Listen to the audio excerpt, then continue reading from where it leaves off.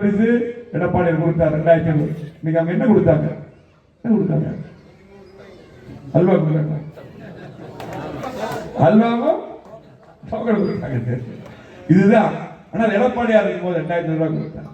ஆகவே அது மட்டுமல்ல, இன்னைக்கு அவங்களை பொறுத்தளவுக்கு எதுவுமே செய்யல. நம்ம கூட்டணி இருக்கோம் ஆட்சிக்கு வந்துடலாம். ஒண்ணு மட்டும் எழுதி வச்சுங்க, திமுக பொறுத்தளவுக்கு ஒரு தடவை ஆட்சிக்கு வந்தால் அதுக்கப்புறம் ஆட்சிக்கே வர மாட்டாங்க.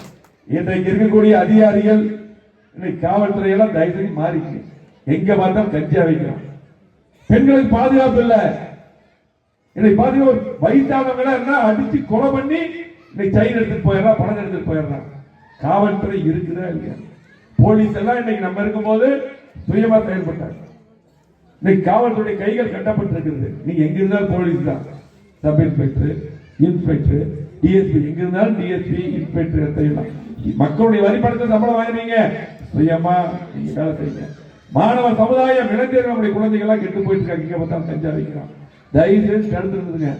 கண்டிப்பா ஒரு வருஷம் அதிமுக ஆட்சி நாங்க இருக்கும்போது எப்படி இருந்தோம் அப்படி இருக்க மாட்டோம். தயவு செஞ்சு போலீஸ் மாறுங்க, அதிகாரிகள் மாறுங்க. ஒரு வருஷம் அதிமுக ஆட்சி தான், மாற்றுக்கிறதுலாம் கிடையாது. திமுக சொல்ற மாதிரி அல்ல. 200 மேல் வெற்றி பெற்று எடப்பாடி முதலமைச்சர் வருவார். செய்திகளை உடனுக்குடனும் துல்லியமாகவும் தெரிந்து கொள்ள சப்ஸ்கிரைப் பண்ணுங்க.